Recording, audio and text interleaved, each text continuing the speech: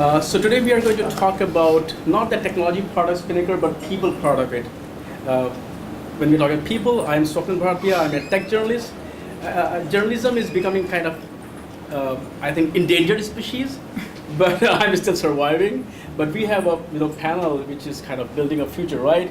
So let's start from the far right or left. What is that? Not political one, but so please start that direction. Should I introduce myself? Yes, please. All right. Hi, everyone. My name is Lilit Yenokyan. I work for a startup called Backus, where we build financial applications for financial institutions. That means mostly banks that help with basically engagement of their customers. I'm the director of tools and quality, which means everything that deals with continuous integration and deployment, as well as the tooling and quality testing automation. Prior to this, I was with Netflix for 5 years, where I was on the client side. I didn't work directly with the Spinnaker team, but I witnessed the adoption of Spinnaker on our team, like on the browser player team. Prior to that, I was at Microsoft, a number of startups before that, always in tech roles. And my name is Raji, Chockaiyan. I work for Capital One. I'm a director of engineering for their cloud platform and tools. And Spinnaker is one of the product my team supports. And everything related to cloud journey and enabling continuous integration and continuous deployment, infrastructure provisioning, chaos engineering, all those things fall under my domain. And prior to that, I was working for Walmart Technology, taking care of their integrations of brick and mortar and as well as e-commerce space. My name is Andrew Backus. I'm with Armory, and we provide products and services that are built on top of Spinnaker. And one of the things I'll be able to talk to today is we have a wide range of customers that vary in sizes. So I'll be able to share that perspective from their journey becoming successful with Spinnaker. Right. Let's start from you first. Can you just share that how you are using Spinnaker in what capacity?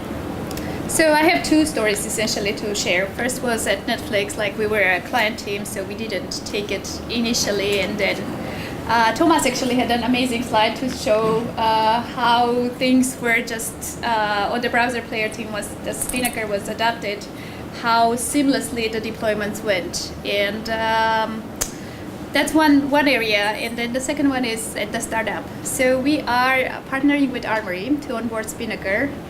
And we are still in the development stage, but our goal is to reduce the time that it takes to deploy and improve the quality of deployment. And we're in financial sector, so like downtime means a lot of loss. Yeah. So we want to get to zero downtime, basically green, blue, blue, green, or red, black deployments as soon as possible. Awesome.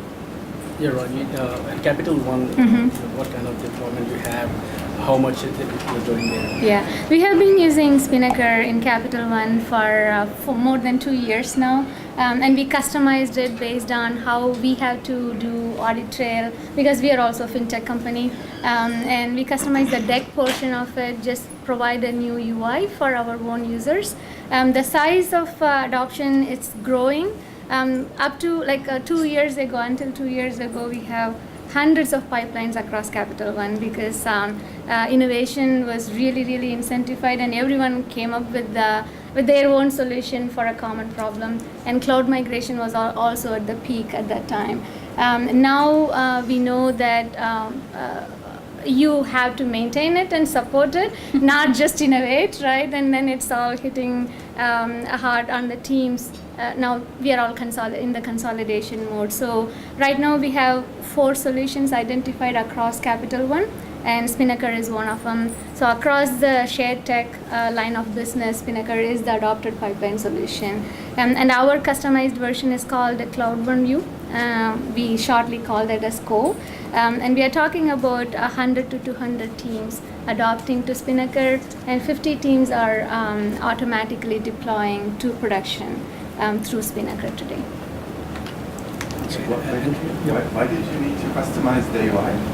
Because we wanted to add some Capital One specific information to it, like how we are managing application and how these applications are tied to the business functionalities, and all those information needs to be captured and for audit trails. So that is one of the reasons. But actual pipeline orchestration is powered by Spinnaker, and even the UI of how you view pipeline execution is all Spinnaker based. I'd say that our average customer is deploying somewhere around 100 applications. So, 80 to 150-ish range. And they usually have somewhere a little under 100 users on the platform. We also have, I guess, some on the other side of the spectrum, we have some teams that are very small, 6 to 10 people, and then we have the most extreme in the thousands. So can you also talk about how is the team's structure and how they interact with so Spinnaker team is like an independent team, or is it spread across the organization? So usually what we've seen work the best is when an organization has a platform team. I mean, they call it different things. Sometimes they call it DevOps. Sometimes platform seems to be the most common one right now. Sometimes they still call it an ops team. And then from there you have application teams that are broken up. And that's the most common structure I think that we've seen. So when you embraced Spinnaker, what was the factor why you chose it? Excuse me. I have a hard time hearing the question. Oh, sorry. I don't need a mic. I got to. So when you chose, you embraced. What was the reason why you chose it? I think I want to give the panelists a chance to answer. Okay, cool. What was the question again? Why did we choose Spinnaker? So it is interesting. What we're seeing more and more is that CD has become a real market now. Yeah. I'd say 2 years ago this wasn't the case, but we've seen more and more customers coming to us and saying, "Hey, we're going to do CD, and we're evaluating these 3 solutions. We want to engage with you," and that's really interesting. That's new. I think that started in the last 6 months. So they how they make the decision is they have a matrix, a decision-making matrix, and in there they have weighted values for different things. So this is probably common format for most people. But one thing that I was really surprised about is that open source is always on there, and it's weighted a lot heavier than I ever thought it was. So it's almost like we could lose out on all the other columns, and just because we're open source, they're going to want to move forward, and that's brand new. That is not something we'd seen before. So what was the Capital One, embracing? Yeah, along with the same reasons that Andrew mentioned, yes, the CD portion of it, and as well as we were heavily investing on open source product. If there is a solution out there, we don't want to reinvent the solution, right? And the orchestration capability of Spinnaker is something that was very interesting, and it is also CI tool agnostic, where if Jenkins is not the only CI tool that it supports, any build script, anything that the team can bring in, we would be able to orchestrate, right? Based on considering the number of platforms and the technology across Capital One, this seemed to be an obvious choice for us, rather than just banking on one CI tool and adding CD capability to it. And what kind of teams are there? Is it like a CI/CD team? Yeah.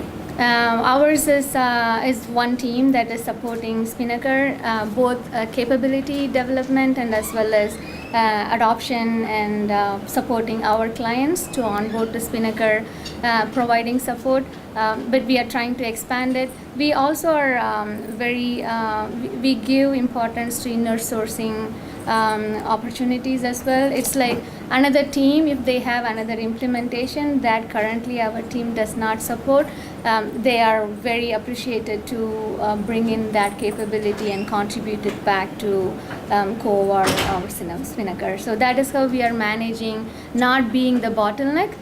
If someone asks for some implementation of it, they are free to add that capability back. to our solution. And how big is the team? It's 5 engineers at this point of time. I have talked to a lot of users. Most in cases, they're like 5 engineers. Yeah. There It's is an agile team. Dedicated to Spinnaker? Dedicated to Spinnaker and supporting, yeah. So in your case, what was the reason why you embraced Spinnaker? Yeah, so it's really interesting. Raji and I are on the very different spectrums, right? Yeah. Capital One is a huge establishment, and we're a 40-person startup. So for us, it is the question is if there is a solution out there, we want to adapt it because we don't have the manpower and the time to write it on our own, and it wouldn't make much sense. So that's why we chose basically some of the tooling that we did. For example, we didn't choose Jenkins at the time. We went for Circle CI as our continuous integration tool. It was great, and it works with Spinnaker. It doesn't have to go to Jenkins, but we're looking into moving to Jenkins there. Why Spinnaker? Because of the issues we had with basically not having enough automation in our deployments, and we wanted to get there. And instead of bringing on board a huge team of operations, we decided to invest in the technology. Ask me how big is the team? Exactly, yeah. Less than 1%.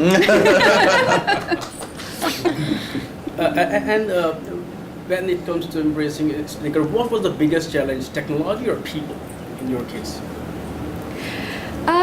Both are challenging. I think in our case, I'd say people was less of a challenge. It was more of getting the buy-in from the technology leadership that we are going to pursue this tool.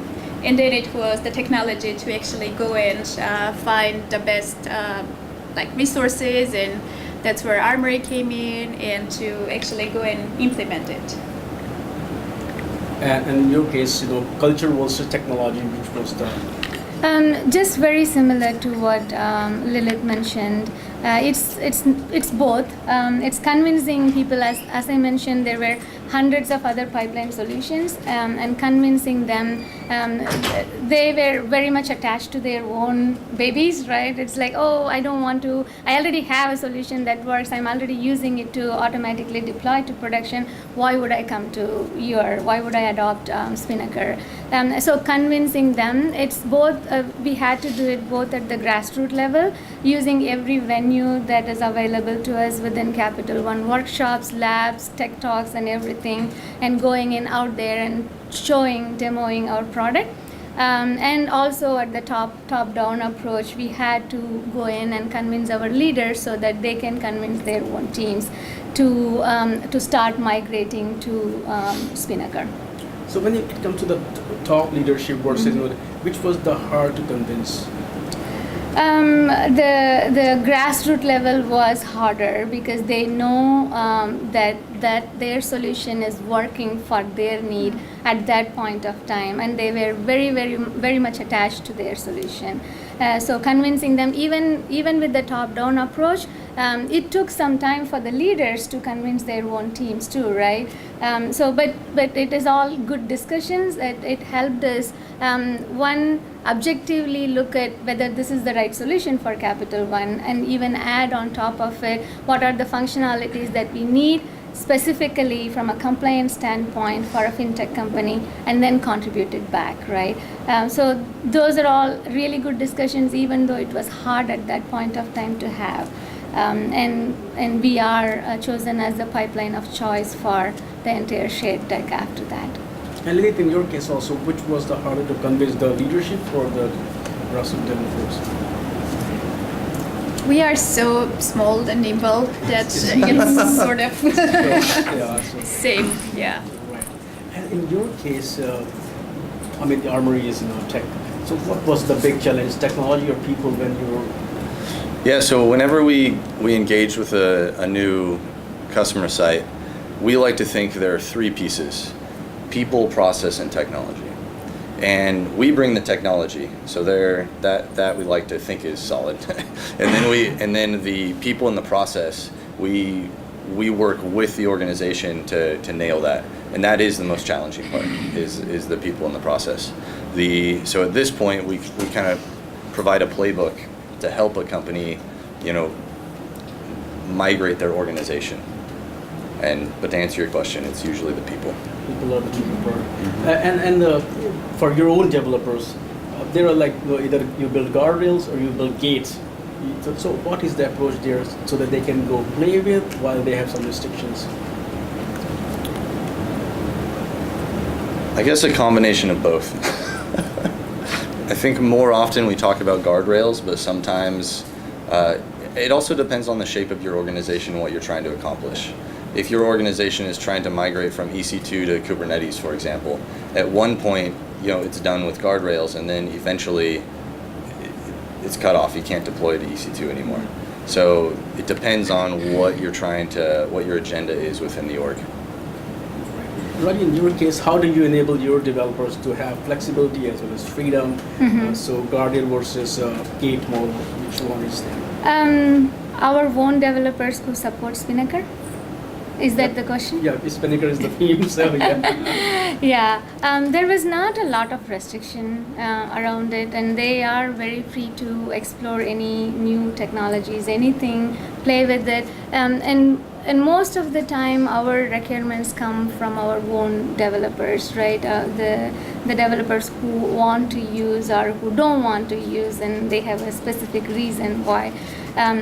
So we are very free to navigate and explore what technology is out there and bring it back. But with freedom, you also have some accountability. You cannot just nuke everything. How do you manage that as well? That they have the freedom, flexibility to play with it, at the same time they have some accountability. When you say accountability, it's very interesting, right? At the end of the day, what results we produce, and are we compliant, and are we meeting our end goals? As long as that is met, and that actually provides your guardrail for not going beyond. From exploring solutions aspect, there are some things that our open source office makes sure that we are not bringing in any solution that does not fall under some specific licensing requirements. Those are all the things that are already in place because of the type of company and type of industry we operate on. So we don't have to specifically devise any new guardrails for that. We do have systems that we can rely on, and they make sure that we are not falling out of our line. But beyond that, we don't really restrict our teams to bring in any other things. Excellent. And your case is kind of unique because it's a smaller team. So what kind of processes you have internally to allow developers to be free to do what they want to do? Yeah, for me it was an interesting transition. Netflix is the biggest believer in freedom and responsibility, right? It's sort of the paraphrase of this. And coming to a startup, although it's a startup, we are still in the fintech. So it's regulated and everything has to be compliant. So in some ways, just because of those regulations, developers cannot just go and deploy at any point of time. There have to be, for certain systems, the access is limited to, let's say, few people or operations. But to the extent possible, we empower the engineers to make decisions and provide the tools to be successful. I have an interesting story to tell about Spinnaker at Netflix from the side that you don't usually hear. It's from the client side. Because since Netflix was such a big believer about in freedom and responsibility, right? So there is no enforcement of all the teams have to use Spinnaker starting next year. If you want to use the Jenkins machine that is under your desk, you can continue doing it, as long as you're accountable to maintain it and upgrade it, and so that if your team needs to push something, it's available. And for some products, actually, we chose to do it. For some legacy products, we chose not to migrate. For example, our Silverlight. If anybody remembers, we had a Silverlight player, right? Or Windows Phone application. We chose not to upgrade anything and keep the Netflix, the box under my desk until we finally moved it to the lab. But it was, again, not an enforcement, but basically providing the teams information of, hey, we have these cool tools that will take care of those enormous efforts that you're trying to solve on your own. And just, you have to pay the tax of adoption. Sure, your velocity is going to slow down while you're onboarding this. But after that, you'll be able to release as much as you want. You will be able to automatically canary and roll back, which was a big pain otherwise. Excellent. You touched upon a point, inner source, and you talked about open source. So what is the internal culture within Capital One? You're embracing a lot of open source technologies. Did it kind of change your internal culture also? Yeah, absolutely, right.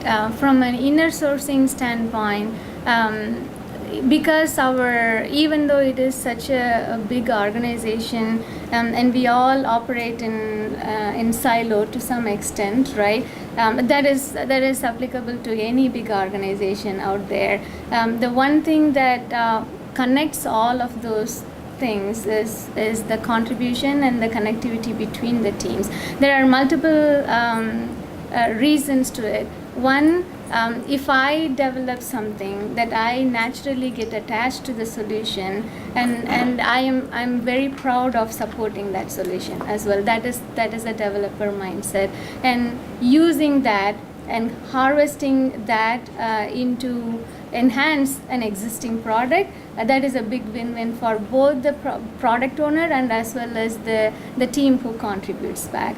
And Capital One incentivizes this very heavily, and we even developed our own product called Cultura that tracks all these products that gets contributed from different teams and who is contributing it, how much of their, because this isn't part of, most of the time this contribution is not part of their desk regular job, right? They get interested in some technology and they don't get to work on that technology in their current product, so they actually use their own time to contribute back to that other product. So these are all the things that connect the developers across the organization, and also expose a lot of other capabilities and opportunities for the developers within the company. So how do you incentivize a team or an individual developer? It is all individual incentivization, and I had one product that we are re-architecting, but I had only one developer. There are 26 contributors on that product. And many teams use that one tool. So that is one example of, even you don't have the right resource under your own organization, you will be able to not only develop and support that product through contributions. Inner sourcing is across all the companies. So in your context, does inner source even make sense? Because so it's internally for Armory's developers, it's always a battle to figure out what should be open source and what should not. The default we really want to do is have everything be open source, but at the same time we need to create a reason for other businesses to engage with us. So it's been interesting. We've tried a few different patterns to try and figure out something that works. I think Alex over lunch talked a little bit about what we're trying right now, and I think we've landed here by consulting with other people, other companies that have been successful in similar situations. But it is interesting. All of our engineers want everything to be open source, so it's it's easier too. It's way easier if it's open source. Right. You keep trying to separate it. It's actually so much overhead. If you have something that you think is going to take a week, it's going to take 3 weeks. It's so much more work. But on customer sites, I've gotten to see some really interesting behavior due to open source. So I was surprised to learn that some companies ban their employees from contributing to open source. So it's interesting what happens there. They basically have to funnel it through us. So they're still doing the work, and then we're just helping them get it merged in. That was new. Didn't know that existed in the world. And then on the other side of the spectrum, we have companies that are contributing massive amounts to the open source project, And then usually in the middle we have some companies that are just putting some patches here and there for things that are affecting them. And the theme that I've seen throughout is that contributing to open source gets people excited. Like it's something they want to do. And I think that's very encouraging. I've really enjoyed watching that. But when it comes to contributing to open source, I think there are three. One is legal, get involved. Of course, developer wants everything to be open source, and then the business units, they may or may not see any sense of open sourcing. So which one plays what role? So I guess in the case of Armory itself, the way we think about it is, we want to grow the Spinnaker user base, even if they aren't working with us directly. Like we want to grow the whole community, and that's our motivation for doing open source. So, I mean, I guess if you look at big open source projects, you look at Cassandra, you look at MySQL, there's always a certain percentage of the big pie that needs help, and would come to us if, in this analogy. And so if we make if we help everybody and we just make it bigger, then, it'll pay for itself, and we can get the relationship working like that.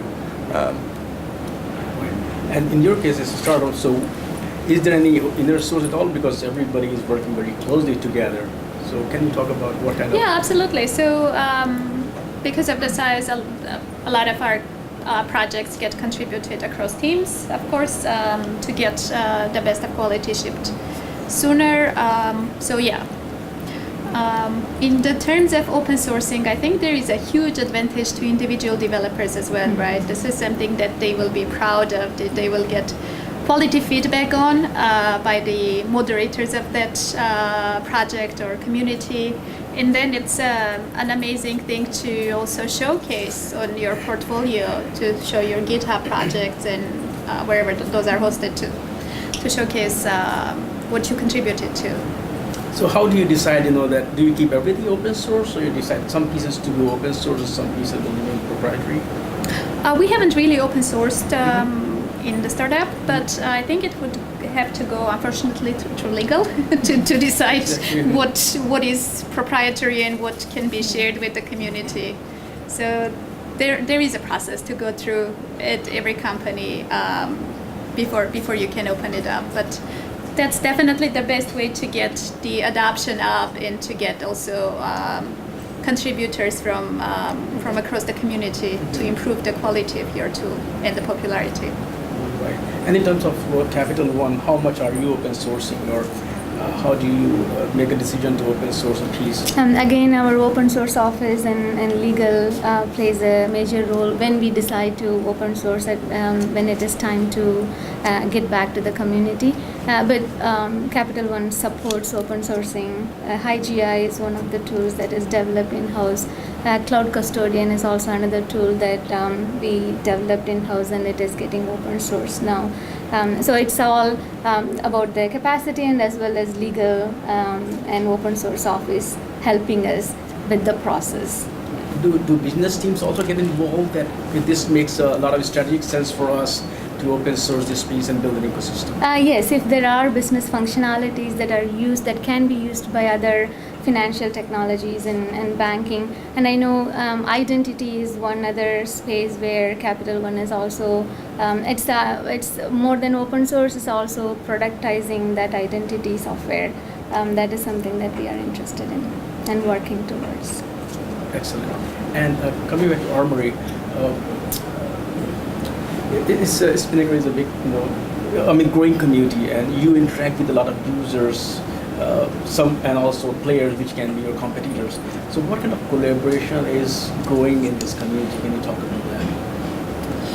I think the way that it kind of is working right now is there's usually an initiative that's being ran by either Netflix or Google, and then other players in the community help. And all of the big things are usually done by those two companies. And then there are smaller things that are headed up, by someone in the community. But most of the big things are ran through Netflix and Google. I think there's only one special interest group right now, which is the Kubernetes V2. But I think we're going to try and get more of those special interest groups going. And I think that'll be a great facilitator to grow that. What do you think about it? The whole evolution of the community around Spinnaker? It's exciting, and one of the other reasons we went to Spinnaker is the amount of contribution and the amount of support from the community that this product gets, rather than a licensed product where we have to rely on one vendor and then open a ticket with them and then wait for them to give us a solution, right? And it is really, really exciting to be part of this this journey. One thing that from Capital One, my team and I were talking that we want to do more is contributing back. We have so far been the users of Spinnaker. We have made some enhancements and customizations that can be used by other folks out there. So we want to contribute back. That is something that we will be working on. And in your case, what kind of involvement, engagement do you have with the community? We are actively using the Slack channels, Spinnaker Slack and Armory Slack, and basically here we are witnessing how much the community has grown year over year, right? Last year 200 people at Netflix, and today we have almost twice that size, and it's going to continue growing. So it's really great to be behind something that is on this emerging growth path, and it's becoming even bigger rather than a proprietary solution, as you mentioned. Yeah. And I think, like open source or not, every company chooses what their competitive advantage is, what they can, and what is it that they can share, right? That's continuous delivery is something that can be brought back to community. Exactly. Another example I have on this was about improving the testing quality and basically integration testing quality. Google shared their platform that was for like flake detections and just improving that quality. And that was something that we also thought about at Netflix long and hard. Is this something that we are competing with, or is this something that we can basically take back our learnings to the community? And of course, it's the later, right?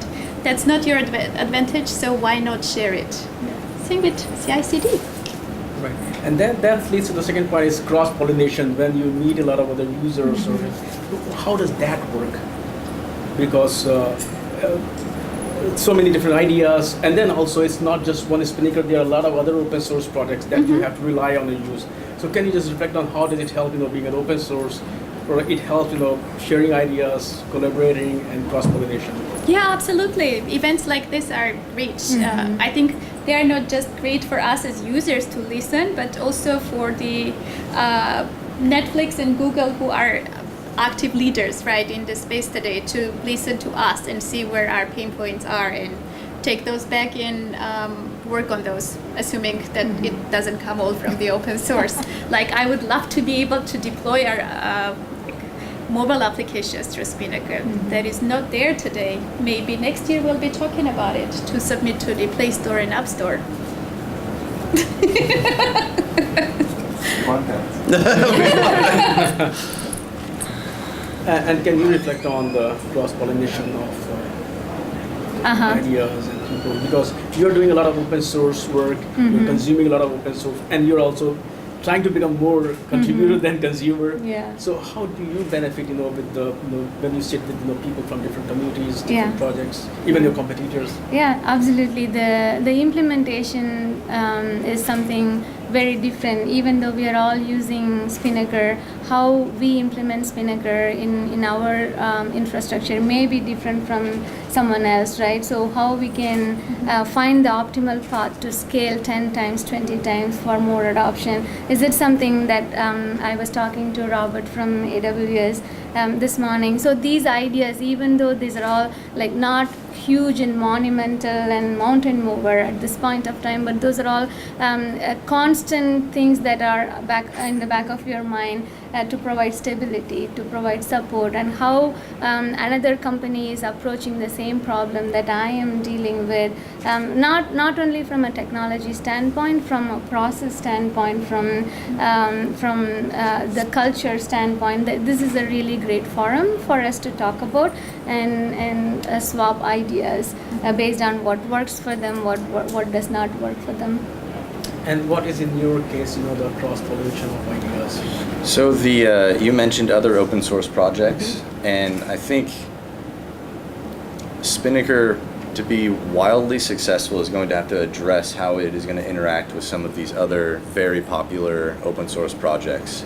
Right now, it's very clear that all of the HashiCorp toolchain, so Vault, Terraform, all of these, we have to figure out how to make it work very well with Spinnaker. And right now, there's confusion about, are they competing? Is Spinnaker competing against Terraform? And in a small sense, there is an overlap, but in a bigger sense, there's not. So there's still a lot you can do with both tools. And any major organization now is going to have a solution that does something like what Terraform does, as well as the orchestration of Spinnaker. So that one is very much on my radar, and there are many more tools that I think we need to think seriously about how to connect to Spinnaker.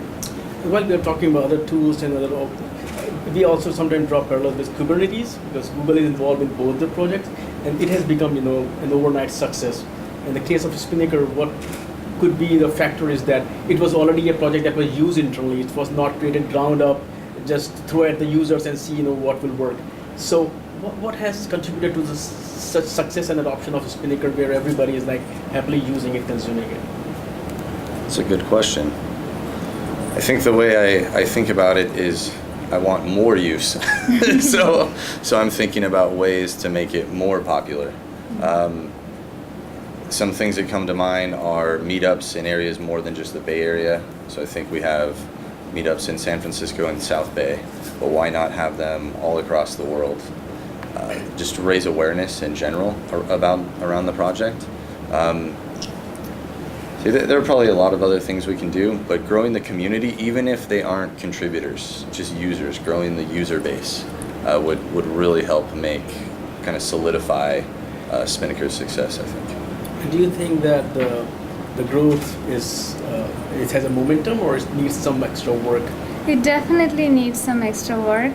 Jenkins still is giving a very good fight, even though there's just a CI tool and they are adding the CD part, customizing it. Each of these teams are, and that is what we are experiencing in Capital One. Is the other solutions that in different lines of businesses that they are using is a simple Jenkins pipelines, but they added the CD part of it, because it is very familiar amongst the developer community. There is definitely an alternate for Spinnaker, but like Andrew mentioned, we use HashiCorp's tools as well, Vault for our secret management. The integration with Vault is something that we are looking into, a native integration with Vault. And then Terraform, and our implementation of Spinnaker also has a different variation. We use Terraform for infrastructure provisioning, not the cloud driver capability, right? So that consolidating all these use cases and identifying which one is the right fit is also, and providing some guidelines for the Spinnaker users will also help with ease of adoption. Do you have any question? No. I will.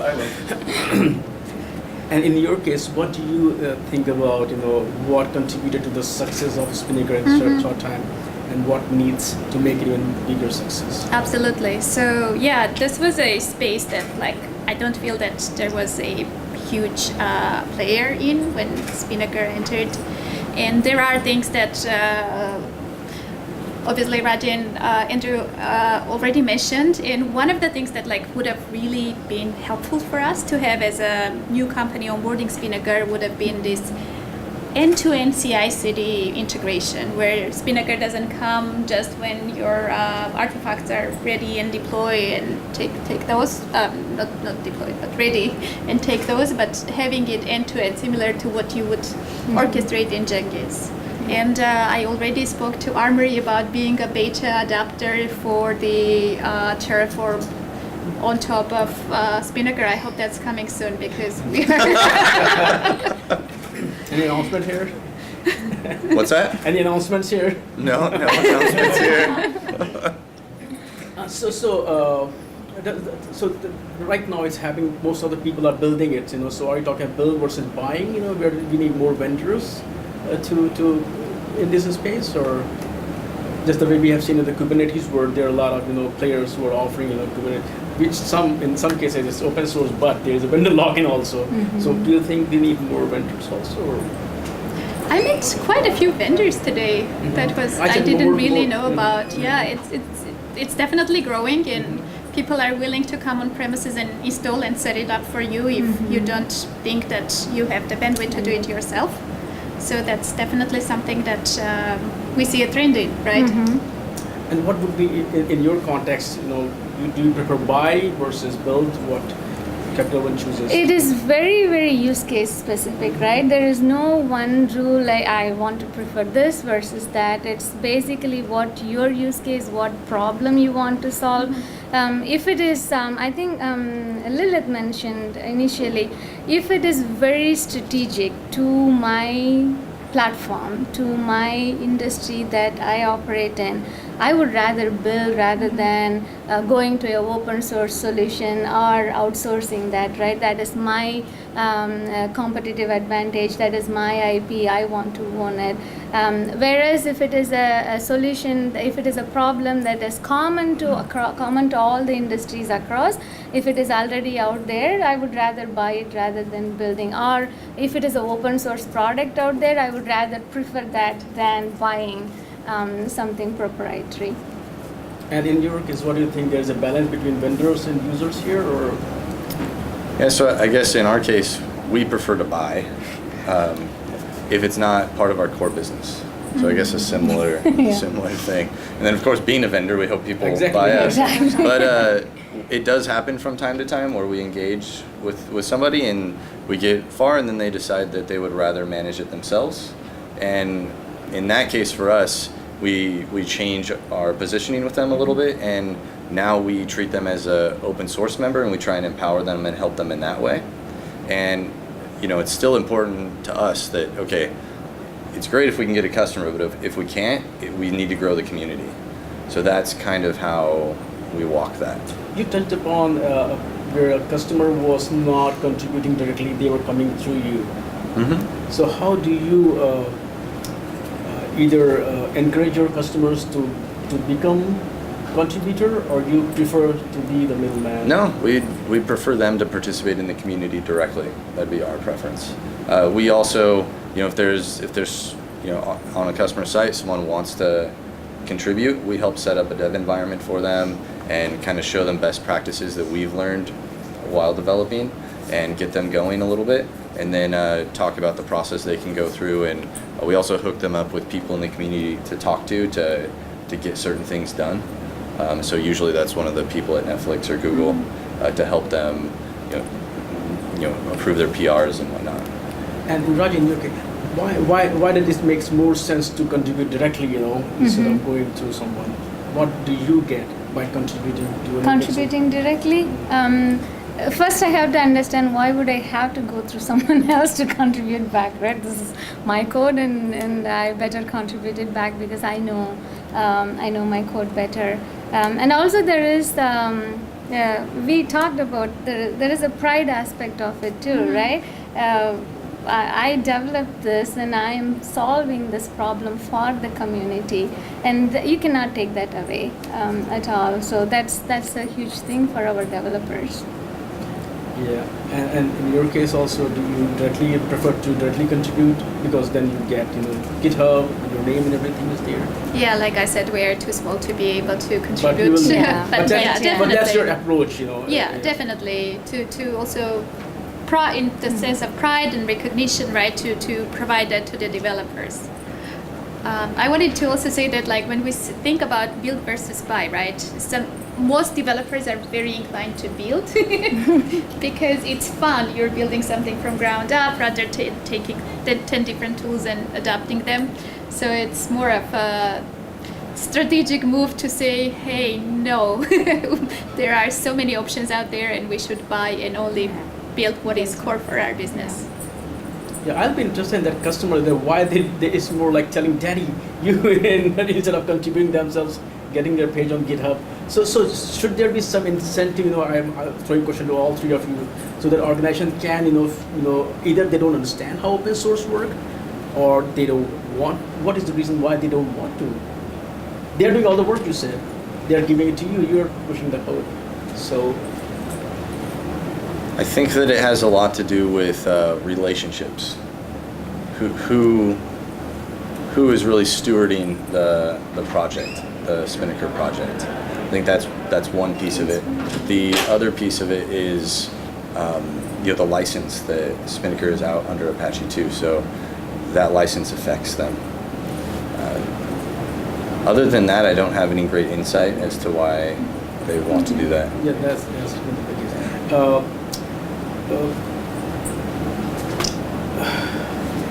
I mean, there are three different set of people here. So what is your advice to new? I mean, because the community is growing, new people are playing with it. What is your advice to people who are thinking of embracing and adopting Spinnaker? What lessons you have learned, mistakes you don't want them to make that you have already made? Yeah, I see the tendency that Spinnaker is becoming the next Swiss Army knife, and the advice I'd say is to really understand what your needs are and understand whether that's for you or not, and ideally get to talk to somebody in the community who can help you make that make a recommendation, who's been through the fire already, who knows what it takes to onboard Spinnaker, and to make sure that it's for you before you jump on it. Is there any pain point that you experienced? Hey, this problem should have been solved. We still have to deal with that. I think we are still too early to identify that this has been a pain point for us. And what is, because you have been using it, what is your advice to potentials? I think the flexibility is very, very glamorous with Spinnaker, right? When we started with Spinnaker, that was our mantra. Is like, hey, this is so flexible.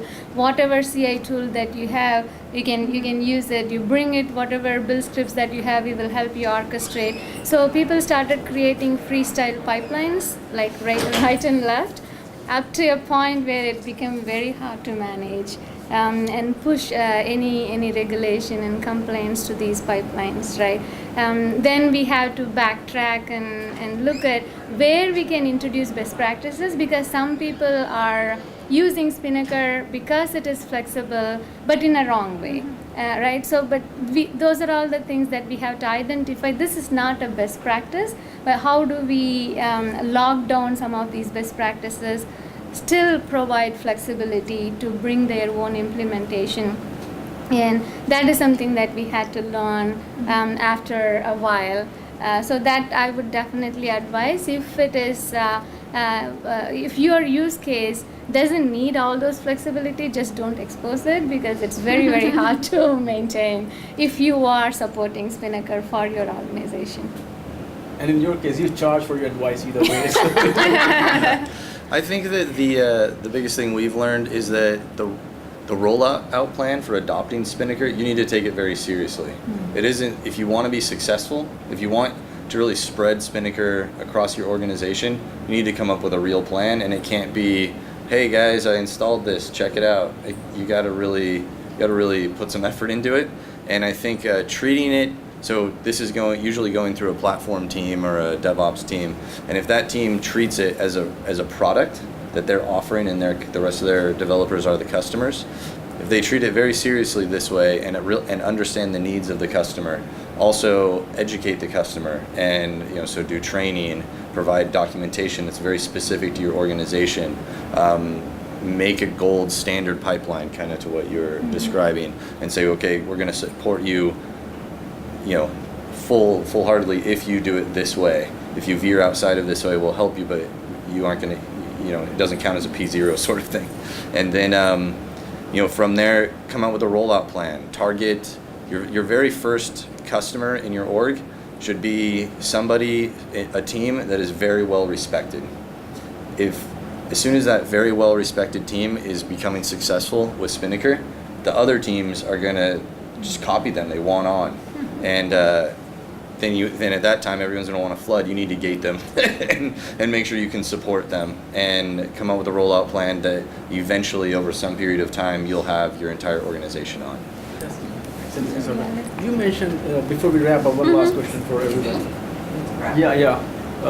One last question is for all of us. You mentioned that it's becoming a Swiss Army knife. So there is also a risk that it may lose focus and become bloated, as some open source projects have experienced. I don't want to name them. So what is your concluding thoughts? That this is what a Spinnaker committee should or should not do. It's a tough one. You saved for last. I'd say focus on delivery. Start with the delivery in the software delivery lifecycle. Spinnaker's right in the middle. You have build over here, and you have kind of post, monitoring and alerting over here. If we focus and just really make delivery good, I think it'll happen naturally. If that's the focus. Any thoughts? Okay. Any questions you have? I'm sure you have one or two questions. You bet. I'll make it about that. We'll hang around here. So thanks everybody. Thank you. Thank you. Thank you.